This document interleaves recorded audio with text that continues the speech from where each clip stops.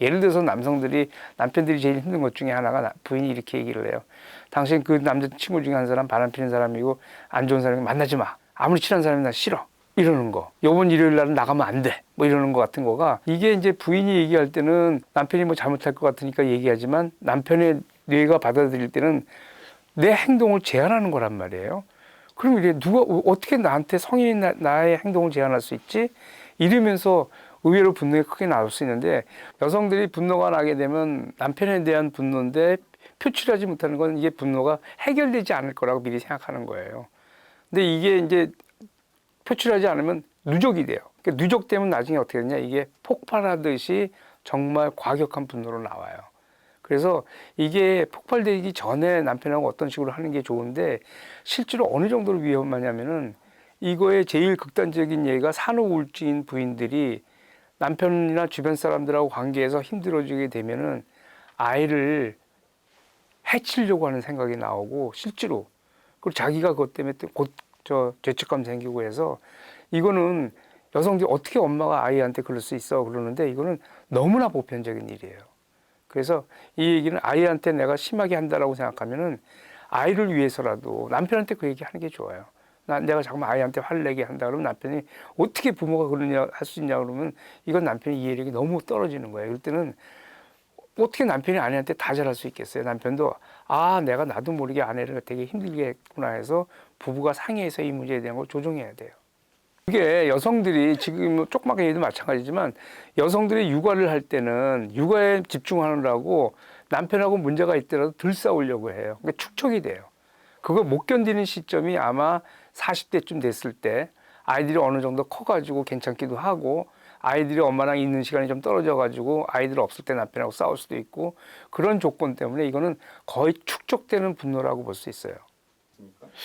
근데 이거는 저는 권하고 싶지 않아요. 분노를 자기가 어떤 스스로 분노를 갖다 없애려고 하면 이 분노가 그 순간에는 잠재되지만 잠재돼요.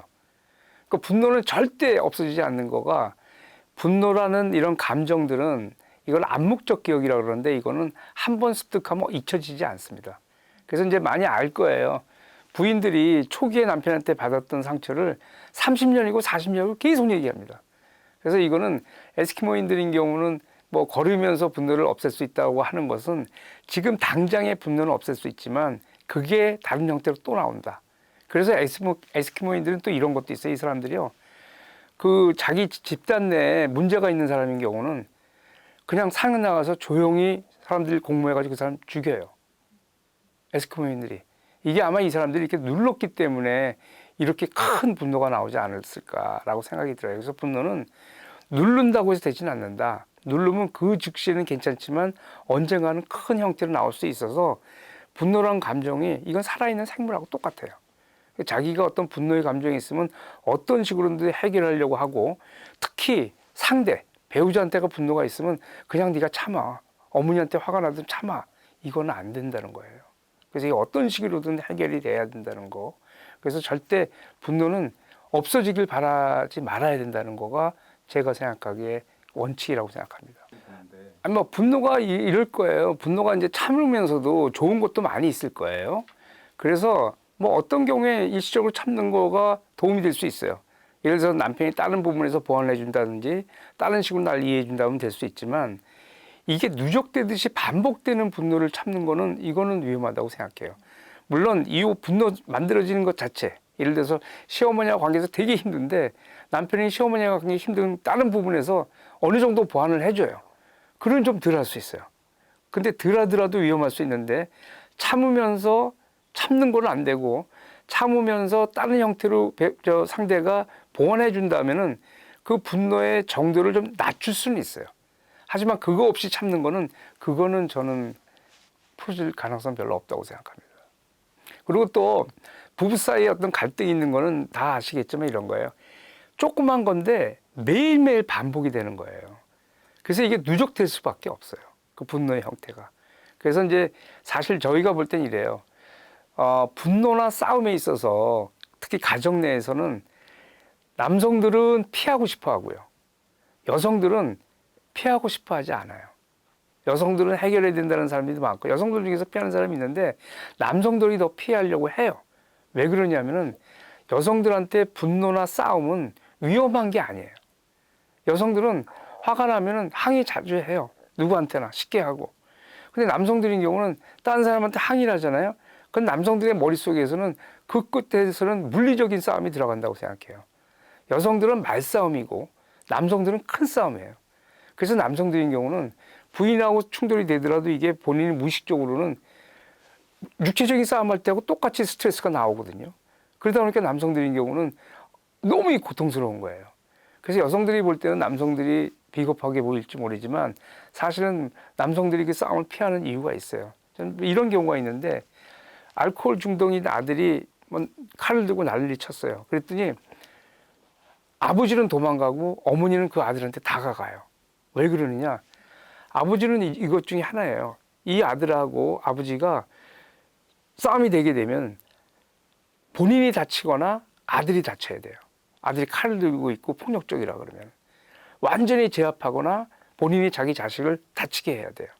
근데 엄마는 뭐냐면 어렸을 때부터 이 아들하고 싸웠어요. 얘 이렇게 화내는 거 많이 봤어. 그러니까 어떤 결과가 안 나올 거 알아요. 다 가서는 거예요.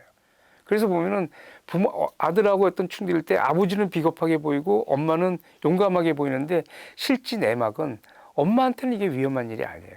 근데 아버지는 내가 다치거나 아들이 다치거나 이 방법은 뭐냐면 여기서는 피하는 게 답이에요.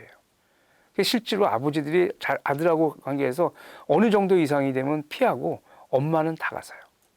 부부 사이는 별거 아니지만 이런 경우가 있어요. 그 청소년 중에 한 친구인데 이 친구 게임을 너무 많이 하니까 화가 나서 엄마가 선줄을 끊었어요. 가위로.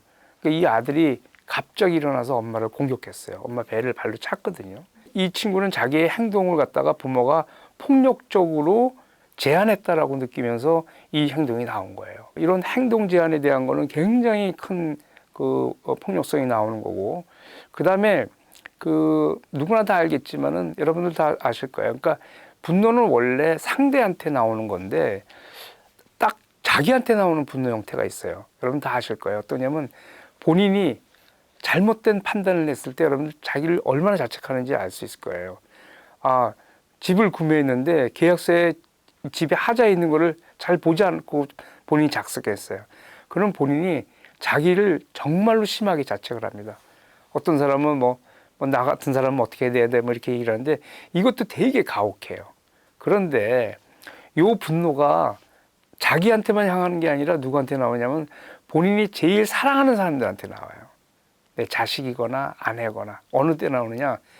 자식이 시험 때인데 시험 보기 전날인데 부모가 얘기하는데 자지 말고 공부해라고 얘기했는데 괜찮다고 하고 자고 일어나서 내가 머리 좋은 상태에서 공부하겠다고 했는데 못 깨어났어요. 그래서 아주 중요한 시험을 망쳤어요. 그래서 시험에 떨어지거나 좋은 대학을 못 가게 됐다고 쳐요. 그러면 그렇게 들어온 다음날 그 상황을 알게 된 부모가 자식을 말도 못하게 혼을 심하게 냅니다. 너는 어떻게 그럴 수가 있냐고. 너 같은 건 아들도 아니다. 인간이 어떻게 그럴 수 있니? 너 그런 식으로 하면 살 수 없어. 이렇게 아주 심한 저주의 말을 하는데 부모가. 근데 이게 바로 뭐냐면은 이게 바로 잘못된 행동을 한 자기 자신한테 하는 거하고 똑같은 거를 자식한테 하는 거예요. 그래서 부모는 이 얘기를 할 때 무의식적으로 이거는 자기한테 한 거고 하고 똑같은 행동을 하는 거고 자식을 위해서 하는 거니까 이게 얼마나 자식을 힘들게 하는지를 몰라요. 근데 자식 입장에서는 자기가 세상에 제일 힘든데 내가 제일 힘든 나한테 부모가 이렇게 말을 해놓으니까 나는 더 이상 살 가치가 없다. 이렇게 해서 충돌되는 경우가 굉장히 많은데 사실 요거하고 비슷하게 자녀의 행동이 뭔가 효율적이거나 잘못됐을 때 부모가 굉장히 심하게 꾸지람하는 걸 여러분들을 많이 느낄 수 있을 거예요. 그러면서 이 부모들은 그럴 때 자식이 아픔에 대한 걸 잘 몰라요. 왜냐하면 자기한테 쓴 분노를 썼고 자식을 위해서 한 거니까. 그런데 모든 자녀들은 알 거예요. 부모가 이렇게 할 때 본인들이 얼마나 상처받는지. 이런 이제 분노들이 있고, 그 다음에 관계가 있을 때는 아까도 얘기했지만 공정하느냐 안 하느냐, 그 다음에 이것이 나한테 불리하느냐 안 하느냐 이런 것들, 상대가 나한테 제대로 대접을 관계를 했느냐 안 했느냐에 대한 것도 굉장히 많이 있고, 그 다음에는 말이 안 통하는 것에서 오는 분노가 굉장히 많아요. 불통이라고 얘기를 하는데, 이거는 관계가, 나는 관계를 맺으려고 하는데 상대가 관계를 거절하는 거예요. 한쪽에서. 근데 얘기를 하는데 아예 듣질 않는다든지, 그럴 경우에 또 분노가, 엄청나게 큰 분노가 많이 와요. 그래서 부인들이 얘기할 때 남편한테 얘기하는데, 당신은 왜 내 말을 듣지 않아? 뭐 이런 얘기 같은 것들, 이런 불통의 얘기도 많아서 분노가 어떤 경우에 나오는지를 그런 걸 세부적으로 찾아가지고 하는 부분이 하나 있고요. 그 다음에 또 어떤 거냐면, 그럼 우리가 이 분노를 어떻게 할 것이냐, 이 분노를, 그 나쁜 분노는 어떤 것이냐 해서 이제 분노의 남용에 대한 얘기가 나오는데, 이건 다 이런 거에 속할 수 있어요. 분노는, 분노가 만들어지는 과정, 어느 사이 분노가 처음에 들어오고 생성되고 축적되고 그 다음에 발현되는 과정인데, 이 과정은 그렇게 위험하지 않아요. 근데 이 나오는 과정에서 통제력을 잃을 때가 있어요. 이럴 때는 정말 폭발적인 분노가 나오는 거거든요. 이런 거는 어떤 경우냐, 보통 대략적으로 얘기할 때, 큰 분노가 나오는 걸 얘기할 때 이렇게 두 가지 형태가 있어요. 하나는 상대에 대한 공감 능력이 떨어지는 경우, 떨어지는 사람, 공감 능력이 없는 사람, 이거 사이코패스고요. 그 다음에 부부간에는 공감 능력이 떨어져서 그럴 수도 있지만, 상대하고 본인이 상처를 많이 받아서 공감하지 않으려고 할 때도 큰 상처가 나오게 되고요. 그 다음에 제일 많이 있는 형태는, 분노가 있는 것들을 해결하지 않고 부대를 쌓아놓고 있다가 쭉 축적되어 있다가 한꺼번에 팡 터질 때, 이럴 때는 우리가 흔히 얘기하는, 말하자면 문제가 되는 분노가 터지게 되는 거예요. 보통의 분노가 문제되는 분노는 다 이렇게 병적이라고 할 수는 없지만, 하여간 너무 분노가 조절되지 않고 나오는 분노인 경우가 문제가 된다, 이렇게 이제 얘기하고 수 있고요. 그 다음에 실제로 우리들인 경우는 화가 나는데 내가 뭐 때문에 화가 나는지 원인에 대한 걸 잘 몰라요. 실제로는 그냥 화가 나 있는 경우가 많아요. 여러분들 아시면, 아, 저 사람들이 저렇게 하니까 나 화가 나, 이렇게 화가 나지만은 뭐 때문에 내 이유에서 화가 나는지를 스스로도 잘 모르면서 화를 내는 경우가 많아서, 이런 경우에 이제 제가 나중에 분노를 조정하는 쪽에서 얘기할 때는 그렇게 얘기를 말씀드리죠. 뭐냐면, 우선 본인의 분노를 자기가 알아야 된다. 그거 알 때는 이미 팡 터질 때의 분노는 우리가 조절할 수 없어서, 분노를 내가 다룰 수 있을 때의 분노는 초기일 거예요. 초기인 경우에는 분노 크기가 그렇게 크게 있지 않고, 그때 분노의 원인, 우리 쭉 얘기했지만 불공정한 대접을 받는 건지, 행동을 제한을 받는 건지, 이런 여러 가지 것들, 제대로 대접받지 못한 것에 대한 것인지, 이런 부분들에 대한 거를 본인이 이걸 알아서, 그래서 이 부분에 대한 거를 그 상대한테 알려줄 수 있다면은, 그러면 좀 수월하게 이 문제가 풀 수 있지 않을까, 그렇게 얘기를 했고, 요거를 다른 말로 할 때 이렇게 얘기했어요. 자, 화가 있을 때 분노가 객관성을 가지려면은 이 분노가 언어로 표현해야 된다. 객관성이라는 건 뭐냐면, 언어로 표현된다는 거는 내 분노가 상대가 받아들일 수 있을 때, 아, 나 이래서 화가 나. 그럼 상대가 그거 화가 날 만한데, 이게 객관성이에요. 언어가 있게 되면 이게 만들어지고. 근데 객관성은 내 분노에 대한 거는 내가 객관성을 중요시 여기지만, 상대의 분노에 대해서는 내가 객관성 여부를 판단하는 게 아니에요. 내가 볼 때 당신이 화내는 건 객관성이 없는데, 이건 의미 없어요. 왜냐하면 나는 그 사람의 분노를 알 수가 없어요. 인간의 감정은 겉에 나타나는 거는 정서라고 그러는데, 그것만은 알 수가 없는데, 우리는 상대의 겉에 나타나는 분노만 알 수 있지 내면에 있는 분노는 알 수 없어요. 그 내면에 있는 분노를, 저는 그걸 분노의 주관성이라고 얘기했는데, 상대 분노는 주관성을 존중하자. 즉 뭐냐면, 내가 이해 못하더라도 상대가 그걸 설명해 주는 거를, 그게 객관성이 있다는 걸 찾아내자라고 얘기를 해서, 그렇게 될 때는 분노가 서로 조정이 되고, 이렇게 분노가 조정이 되면 부부 상담할 때 보면은 서로 상대의 분노에 대한 걸 알고 서로 말이 통하면요, 그러고 나서는 어떻게 되냐면은, 해결 방안이 만들어지면 정말 두 사람은 예전보다 훨씬 깊은 좋은 관계가 만들어지게 돼요. 그래서 저는 어떻게 얘기했냐면은, 분노는 사랑이 관계를 만드는 거라면은, 분노는 그 관계가 이상이 있을 때 그 이상된 관계를 교정하기 위해서 분노가 나오는 거고, 그래서 그걸 찾게 되면은 깨진 관계가 복원이 되잖아요.